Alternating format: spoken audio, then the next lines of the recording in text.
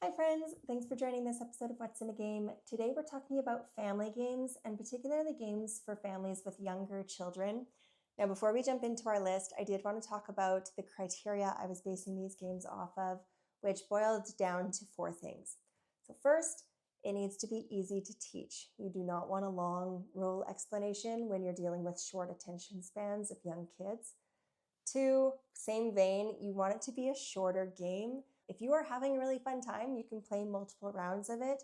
You do not want it to be a game that is dragging on where you don't even get to finish it because you've lost your kids already. 3, it can't be super take that.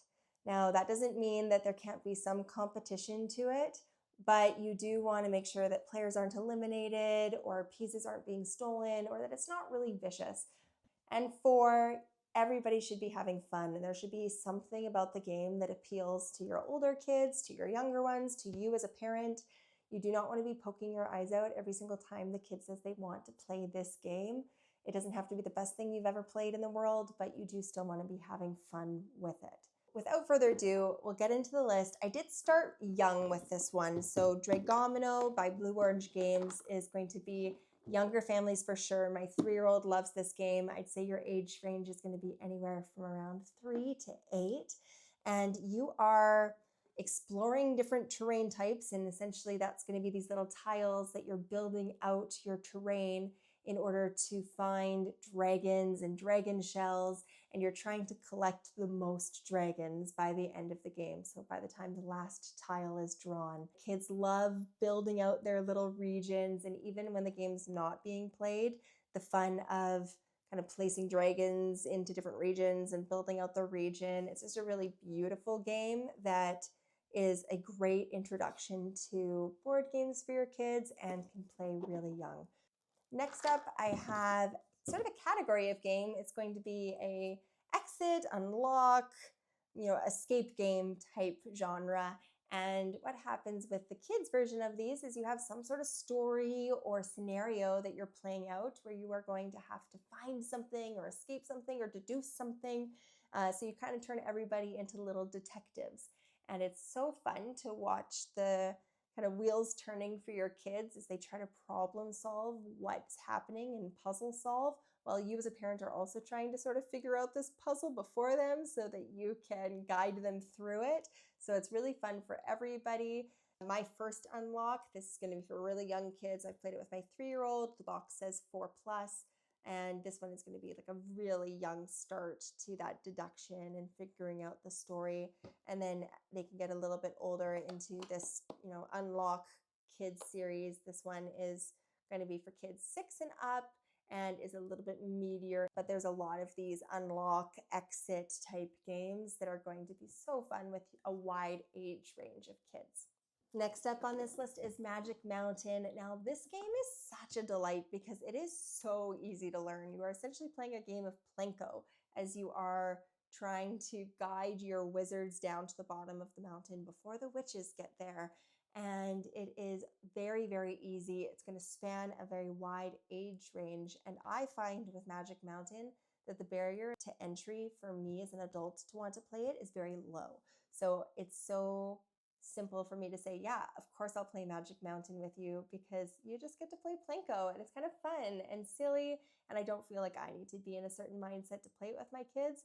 And all of the kids that I play it with always have fun and always want to do multiple rounds of this game. Next up, we have Sleeping Queens. Now, this game is so cute because it was actually designed by a kid, but you are trying to attract or bring on queens in order to win the game. So you want to have a certain point value or a certain amount of queens in front of you.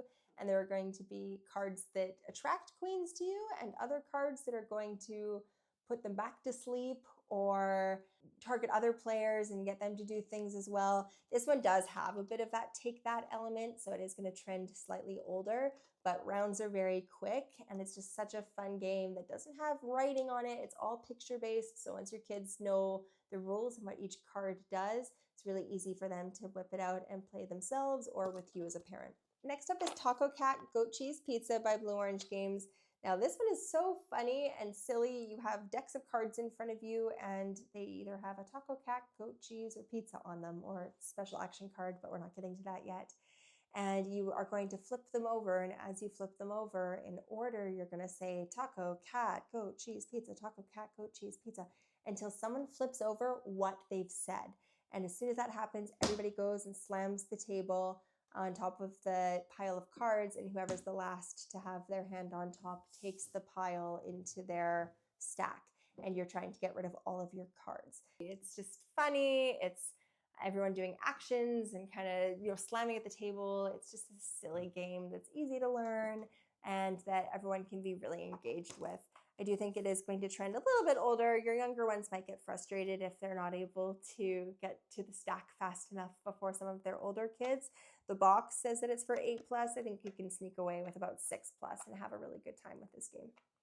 Rhino Hero by Haba. There is kind of two variations of this game. Rhino Hero is the smaller box. This is Rhino Hero's Super Battle, so it's just a little bit bigger and has kind of a superhero battle component to it.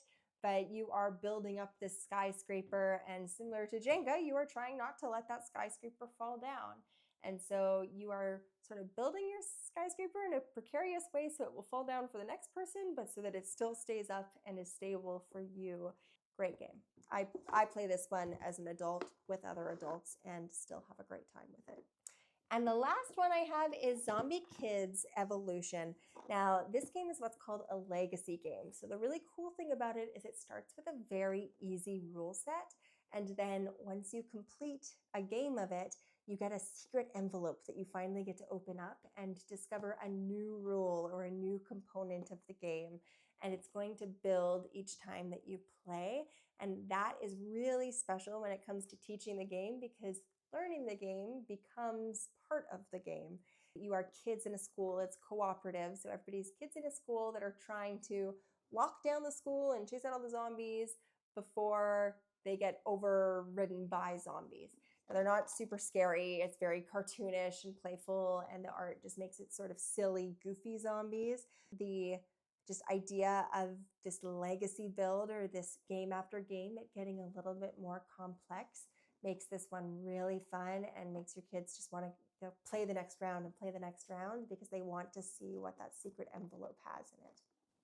Thanks for watching this episode of What's in a Game. I hope you enjoyed this list of family games. There are so many games out there that you can play with your kids, and I just think it is so important and so special in their development and in their relationship building that they get to have these moments where they play games together and they learn patience and turn taking and graceful winning, graceful losing, all of these things that are really valuable for them to learn.